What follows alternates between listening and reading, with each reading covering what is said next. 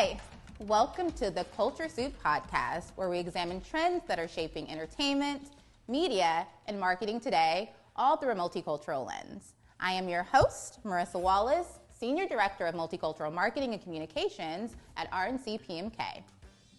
In this episode, we're going to take a closer look at the branding, sales, and marketing strategies implemented by the alcohol industry as brands fight for cart space, consumer affinity, and emotional connectivity with multicultural audiences. Let's dig into our first segment, By the Numbers, for a closer look at the relationship between holiday festivities, alcohol, and culture.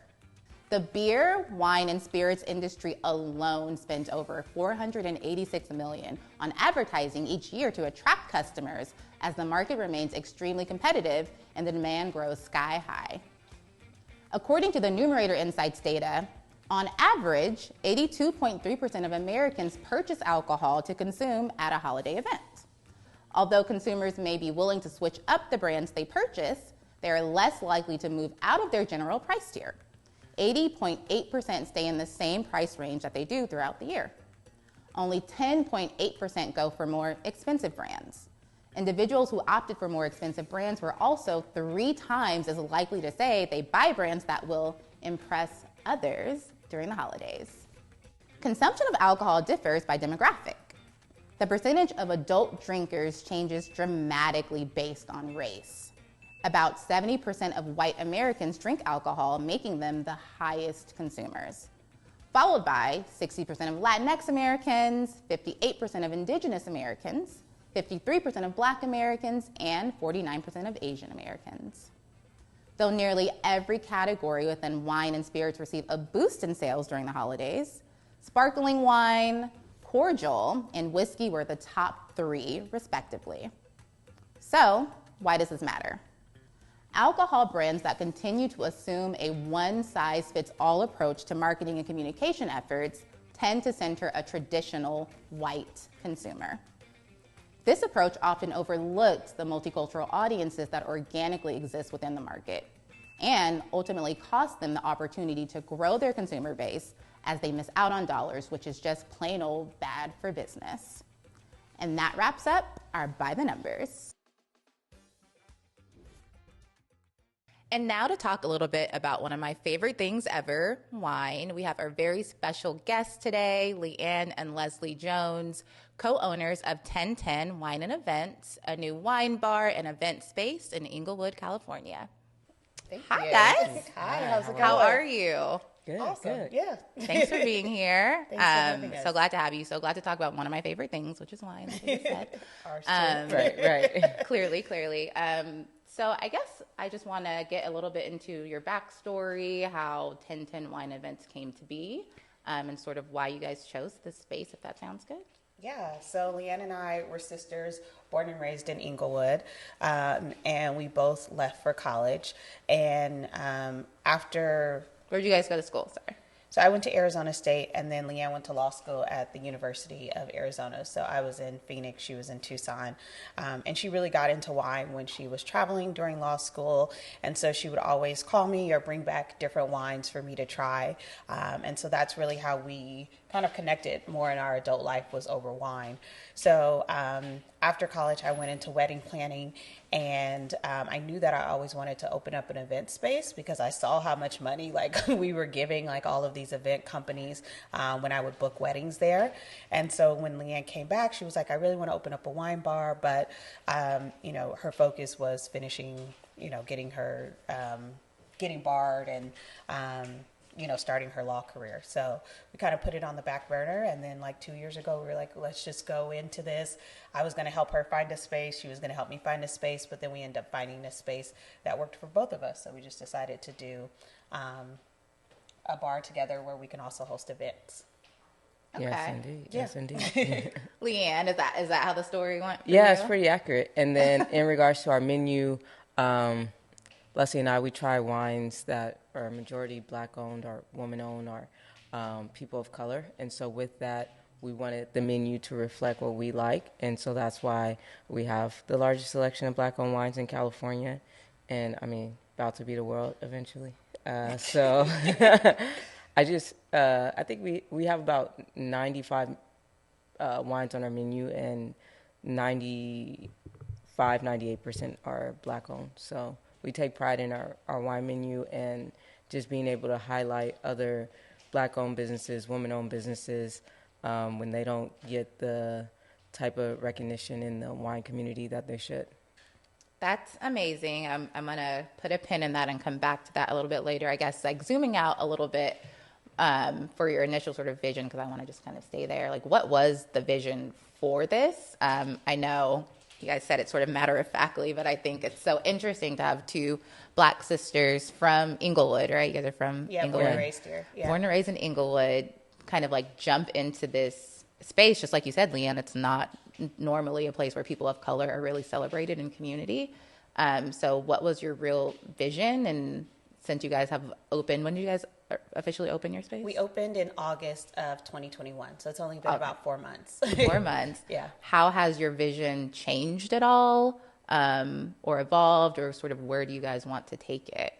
So I think that originally our visions were different because I wanted like a small tasting room. Okay. But then with us doing it together, it became larger scale. But I'll let you. I mean, I think we always jokingly say, but we really mean it, that the reason why we opened up the bar was really for ourselves, like selfish reasons. Like, we were tired of going to Santa Monica. We were tired of going downtown LA. We're tired of going to beach cities to drink the wines that we love with our friends. So, you know, we work really hard, so we also play really hard. So it's not odd for you to come into the bar and see Leanne and I like walking around and working, but we're also going to have a glass of wine with us while we're doing it, because that's why we opened the spot. So yeah, we always tell people, like, we really just thought it was going to be like our friends, you know, like our family coming to hang out and drink. So it's really evolved with like becoming like a community space, which we, you know, we knew other people would come. Obviously it's a business, but we just didn't expect, you know, so many people to show up day in and day out, and so many people to really love the space like we do. So that's great. I love to hear that. Why do you think it's resonating so much with folks in this community? Why do you think you're sort of seeing the support in the way that you are? Yeah, I think it's because it's something new, and then it's also it's our passion project. So I think you can see that when we're at the bar. Leslie was saying, like, you'll see us working, and so there's times where people will come up to us and say, "I just wanted to stop you for a few minutes. I see you bussing back and forth, but you know, I just wanted to say thank you or introduce myself." And so for us, like, this is like our baby. And so because of that, I just think that the heart and passion we put into it is being shown throughout the community. Yeah. I mean, I also think that people in this community love wine too. And so they probably have the same thought that we have. Like, so many times people come and sit down at the bar and they're like, I walked here, or I took a 2-minute Uber here. And that's literally why we opened up this space. Mm-hmm. So I think that, you know, people were just thirsty for something like this in our community. And we love wine, so that they didn't have to go to other places to enjoy it. So really the same reason why we love it, they do too. Yeah. Why do you think it's taken so long for something like this to exist? And in a community like Inglewood, why, since we are all clearly stating how much we consume this, how much we care about it, we know and have friends and family members who also consume wine, why has it taken so long for someone to bring this into the community?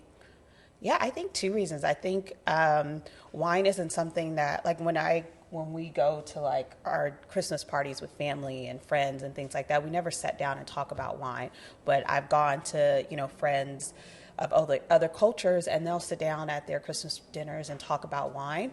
So it's things that maybe people just didn't think that a collective group of people that look like us are into wine, even though they might be enjoying it, you know, kind of quietly.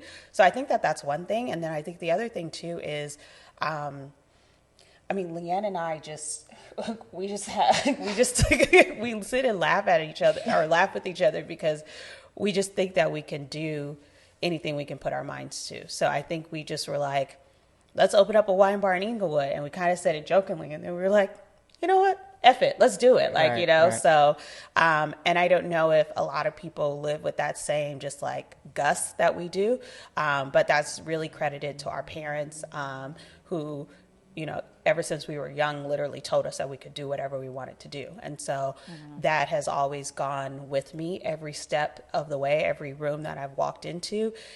Even if I don't look like anybody else, even if I'm the only woman in the room, even if I'm the only Black person in the room, even if I'm the youngest person in the room, like, no fear. Like, I don't care. I know I can be here. I know I can do anything. So I think that's really what drove us, because so many people come in and they're like, I thought about doing something like this. And, and we're like, well, we're going to help you do it. Like, you can do it. So, yeah, I think that that's probably a couple of reasons why it hasn't happened yet. Yeah. Yeah. And I mean, it's, like you said, it's Inglewood. I don't think that people thought that it would be a space that, I don't know, people would come to. That there was a market here. Exactly. For that, there was a market there for that. So I think because of that, then it just didn't do it. But I don't know. I'm curious as to why. I thought about that when we were at the city and they're like, this hasn't been done before. I'm like, damn, you're right. Literally by no one. And I thought about it. And I was like, all this time we lived here and I've never, and I was like, wow, that's crazy. Blew our minds. Yeah.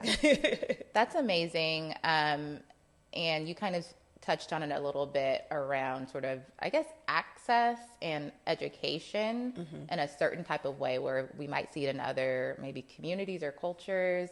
For me personally, and I would just love to know your thoughts, I feel like there's a barrier between how marketers market to Black people and people of color. Right. That doesn't really provide us a runway to even want to be as invested in learning more other than sort of what is sort of handed to us at a base level when it comes to the wine space and wine industry overall. So I think that sort of lack of being engaged, being sort of marketed to, being talked to and communicated with from the industry overall might be something that's set up, like why we're not at the dinner table or at the holidays, like talking about like this type of wine or going to different wineries and all of that. But I would just love to know your thoughts as well. Yeah, no, I completely agree. I feel like wine in general feels like a very intimidating subject and conversation.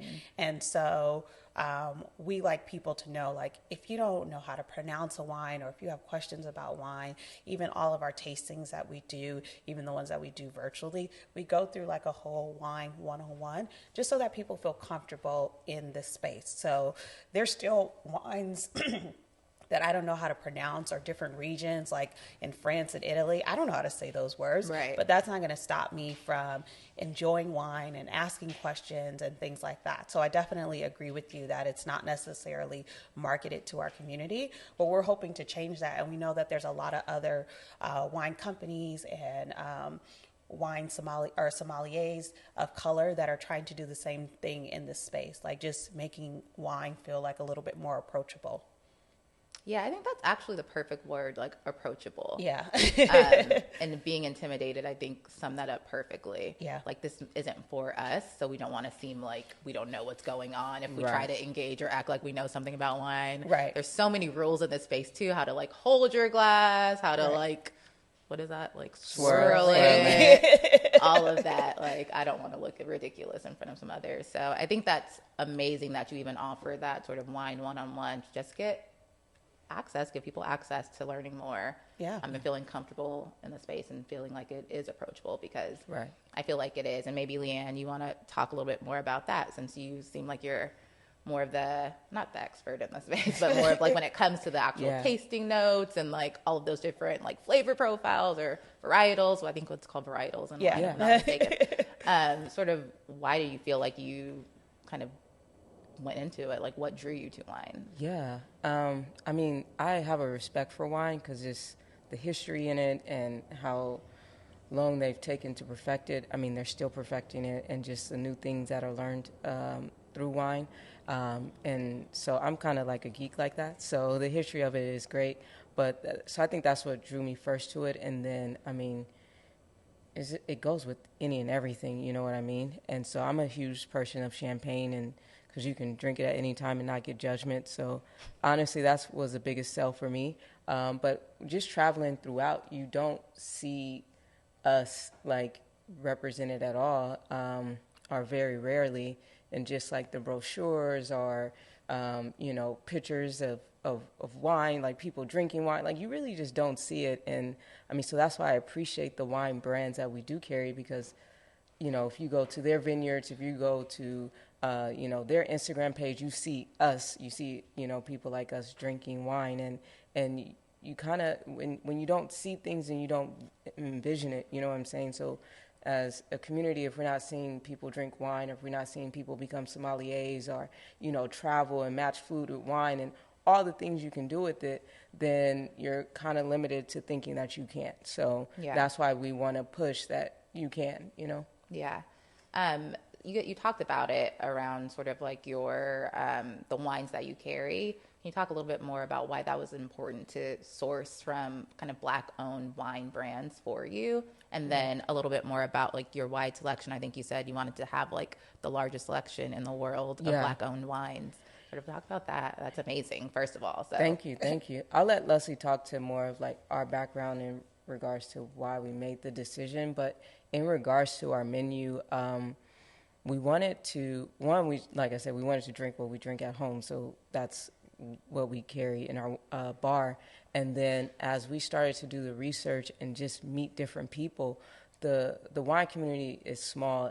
The Black wine community is micro. Right? I'm sure. Yeah. So it's like once you talk to one, you kind of talk to all. So it was like, oh, okay, we're going to have 30 or 40 wines on our menu. And then we had a conversation with one person. Oh, you have to meet these people. You taste this, try this, carry this. And I'm like, how can we say no to this? And so that's just how it grew. And then next thing we looked up, we had 90 wines on our menu. And we still have people reach out to us weekly to have us carry their wines, and we want to carry them really and truly.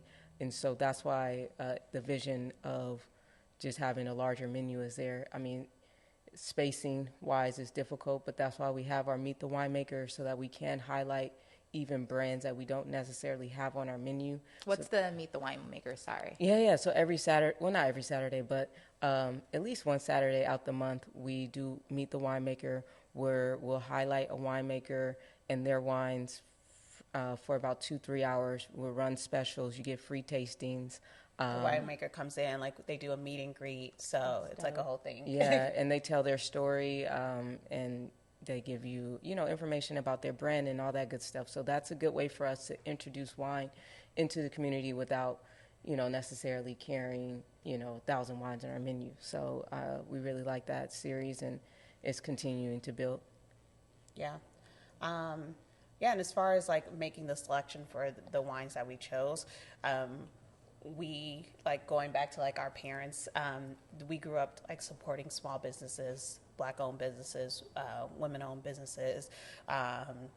So it was important. That's kind of how we got into, you know, just having Black-owned wines when we got into the wine space at our home, because we're like, oh, okay, this wine is good. We wonder if Black people are doing this. And we literally Googled it, and we found Brown Estate, which is in Napa Valley.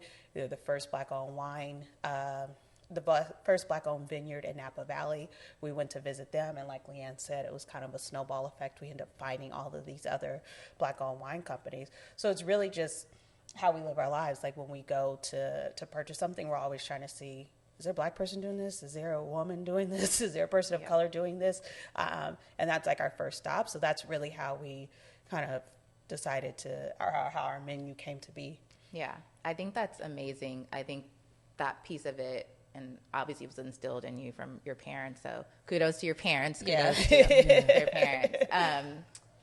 Just being intentional about the diversity and the representation in all spaces. And I think that's probably much more top of mind when you do come from a diverse background. Yeah. But thinking about or reimagining how we can make these traditionally homogenous white spaces much more inclusive. I think it takes people like you two, to be the first, right, to open the door to show us like, oh, it's actually not so hard. We actually, not that it was easy, but it's actually doable. Actually, it's a better word. It's actually doable, and I can do this. So yeah, I think that's amazing, and amazing to know that these winemakers have this space, and hopefully we see more spaces, you know, pop up, knowing there's room for all of us, and there's never enough, in my opinion. Right.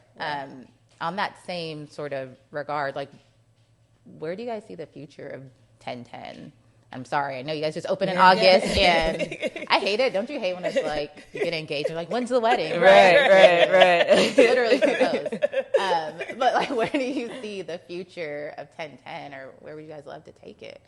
Yeah, so I mean, I'll kind of let Leanne talk to like what we want to do with our business, but what is really important for us is to highlight these winemakers and wine companies. So for us, you know, when somebody comes in and says, oh, I've never heard of this brand before, we encourage them, go to your local supermarket, go to your Trader Joe's, go to your BevMo, and ask for these brands so they start carrying them in their local markets.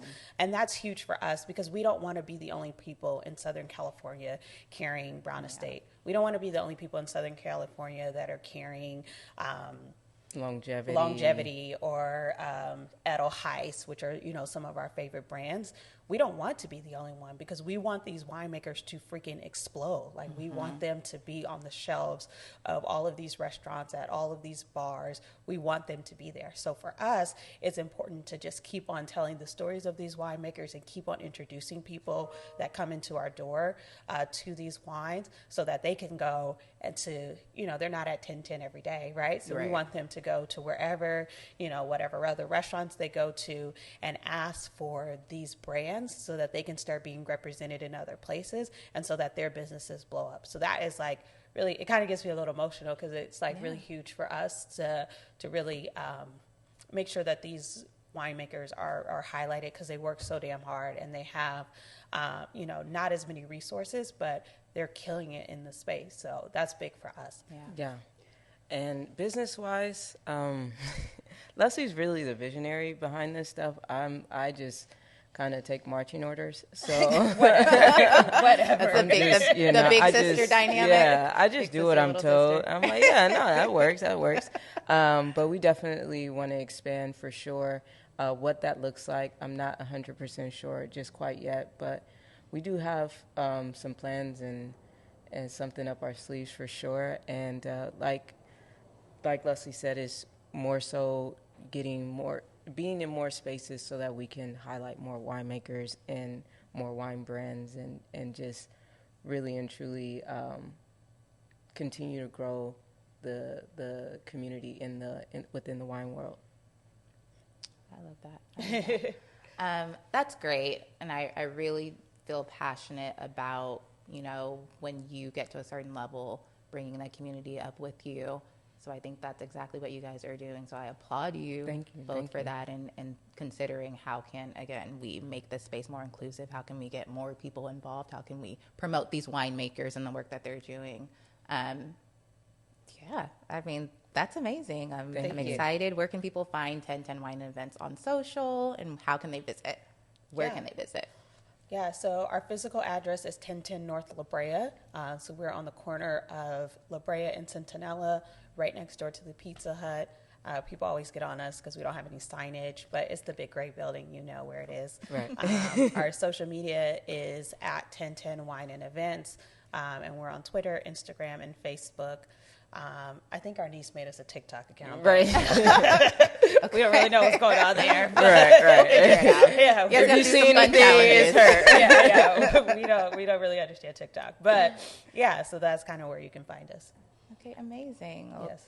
Leanne, Leslie, thank you both for being here. And now for the hot dish. Our first case study, Bacardi and Conga. Makers of premium wine, beer, and spirits are in a prime position to take advantage of the growing opportunity with higher income multicultural consumers. But to do so, they should consider what role culture plays in the purchasing decision. This time last year, Bacardi did an amazing job blending culture and technology in their user-generated content campaign marketing strategy. Partnering with music artist Meek Mill, Leslie Grace, and famed producer Boy Wonder, Bacardi launched Conga featuring You. The campaign gave consumers the opportunity to submit vocal recordings and dance videos to win a spot in the official music video remake of the Latin classic, Conga. To enter, consumers could submit original content through a recording hub experience linked from the brand or partner Instagram pages, or visit the landing page, congafeaturingyou.com. According to a Bacardi press release, this first ever Conga remake is expected to reintroduce Latin pop to a modern audience and provide a platform for consumers to share their authentic selves. The campaign both embraced modern platforms and the Latin heritage of their brand. And for our next case study, Hennessy's latest campaign, More is Made by the Many, introduces a new platform for their signature drink, Hennessy VSOP. Their introductory ad is a 30-second film which expands across a seemingly endless table that encapsulates the warmth, joy, and community often found during the holiday season. Hennessy has a legacy of being one of the first multicultural-focused spirits brands. This initiative provides everyone a seat at the table to exchange perspectives, wisdom, and ideas. Introduced in collaboration with agency Droga 5, Hennessy VSOP is encouraging an experience of shared stories to highlight the differences and similarities between artists, athletes, and creatives to spark new ideas and elevate the experience of these individuals. From the piano keys at the musician's table, to the art of the Ikebana flower arrangement, to Vogue dancing, the Hennessy VSOP campaign highlights the multicultural essence of the brand's community. And that wraps up the hot dish. Now grab your favorite drinks and meet me on the couch for a guest interview. So for today's conversation, I am extremely excited to talk to our very special guest. We have Shannon Arma, Senior Associate Brand Manager at E&J Gallo Winery, Luxury Lifestyle Portfolio. Hi, Shannon. Hi. How are you doing? Good. How are you? I'm good. You look great. Thank you. So do you as always. Shoe game is always on point. Thank you. We clearly know each other. So glad to have you on today to talk about wine. I think something that we definitely share a passion for. Absolutely. Obviously, you have extensive experience in the space. Always love your point of view and your expertise. So excited to get into it with you today. Yes. So I guess for my first question, just from your point of view, I would really love to talk about how the industry has shifted as far as like gender norms. So obviously the wine space is very heavily male dominated, very heavily white male dominated, I might add there too, traditionally. From your perspective, as a woman, like what has been your sort of role, or what have you seen change as far as women becoming more top of mind in the space and also getting more leadership roles to start? Yeah. I think that's a really great question. I would say I've been very lucky working at Gallo because we have an incredible leadership team that's mostly comprised of women, specifically thinking of marketing. So, you know, kind of growing up in the industry, growing up at the company, I've always had leaders that are women that I look up to and that I kind of, you know, model my career and the moves that I make after. So I think it's really special to have that kind of atmosphere where I work. I think the other thing that's interesting too is when it comes to winemaking, that tends to be very male dominated. But, you know, I worked on Barefoot for 7 years and the lead winemaker is a woman. So it's really something that is a priority for our organization to make sure women and men are kind of equally contributing to this space. So, and I think it's becoming more of a norm across, you know, different wine brands, different parts of the industry. We're just seeing more and more women kind of rise to the top, which is really, really incredible. Where do you think that, just to follow, where do you think that sort of change came from, or that spur? Do you think it's specific to E&J Gallo? Do you think that's like industry overall and making sure that it's more like well balanced with men and women being represented to start? I'm not really sure. I know we have a focus on just grooming leadership overall, but a lot of that comes from the women in the organization. There's women of the wine, women of wine and spirits, and really making kind of leadership development programs that are led by women or comprised of women on the board. So I don't know if E&J Gallo is, you know, the only leader in that space kind of making that trend, but I know that we are very very involved in making that kind of the norm for the industry. Awesome. Another question. Overall, do you think that diverse or multicultural consumers are marketed to in general, one, and do you think they're marketed to well within the alcohol wine and spirits space specifically, since I know that's where you specifically work? Yeah, I would say spirits does a better job. I think multicultural consumers tend to be more in the forefront of spirits marketing, spirits communications. But I think wine is making strides to kind of match what spirits has done in the past. I think one of the things that I've started to notice is, and I think we've started to notice it, but it's probably been happening for a very long time, is multicultural consumers being more engaged in the wine space than we give them credit for. I think there's an assumption that multicultural consumers like certain styles of wine, certain price points of wine, certain styles of spirits. But now working in kind of the luxury space, I see more multicultural Black consumers, Latino consumers really diving into luxury wine, diving into luxury spirits. So I think it's more of a trend, kind of elevating themselves in education and being more integrated into the space, which I think, culturally, wine is not as deeply rooted in, let's call it, Black culture, when you think historically. But, it's something that we all enjoy, and people are ready to kind of dive into that and make it part of their kind of cultural norm when they're, consuming alcohol. So it's really cool to see kind of wine nerds in our community kind of bubble up to the top. What do you think has been the traditional barrier as to why the industry overall has, I guess, overlooked these groups? Just from your vantage Why point. the industry has overlooked these groups? I think because there has not been enough of us at the table.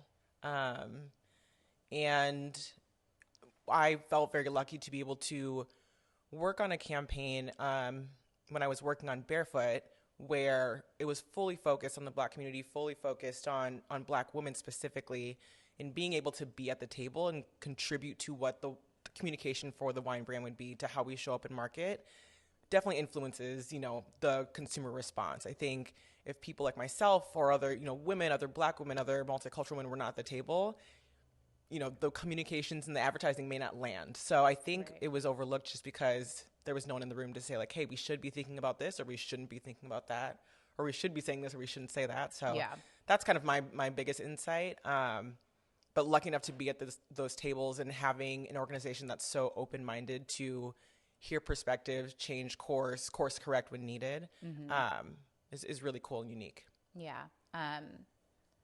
From your marketing background, sort of seeing this shift and having more people of color, diverse people at the table making these decisions, where do you sort of see opportunities going forward to effectively engage different types of people from different types of backgrounds within wine? I think being willing to take more risks. Working at a very big company, we are very focused on innovating, but recognizing that we are big, we want to make sure that we're taking calculated or strategic risks. But I think sometimes to be at the forefront of culture, you have to do some really what may appear to be outlandish sort of things to be disruptive. And one example I'll give, Barefoot just launched a wine brand in partnership with Oreo. And we talked a lot about how, is this a good idea? Is this a bad idea? This kind of seems like there's a lot of hoops and hurdles to go through to do something so major in a CPG. It's like, sorry to cut you off. Yeah. Is it an Oreo flavored wine? It has some flavors that kind of complement the cookies and cream and the chocolate. It's kind of like the chocolate and wine sort of pairing. But not often are wine brands taking risks like that, if that makes sense. So I think, just being open and willing to test and learn and take risks and make mistakes is what's going to be helpful for all. And I think we're getting to a place where we're challenging the norm, every day when we go to work. Sometimes it's hard, right? Because there's years and years of, what has worked and kind of following that methodology. But yeah, I think without a risk, there's not much reward. So thank you so much, Shannon, for being here. Such a great conversation. And thank you all for tuning in. Now for an expression of joy. Shirley Raines brings beauty and hope to Skid Row. Shirley Raines was awarded CNN's Hero of the Year award for her organization's work, Beauty to the Streets, helping the unhoused community living on Skid Row. The organization's mission is to serve the unhoused community by providing necessities that make them feel inherently human. A hot shower, a hearty meal, the hope-inducing feeling of looking in the mirror and loving what you see.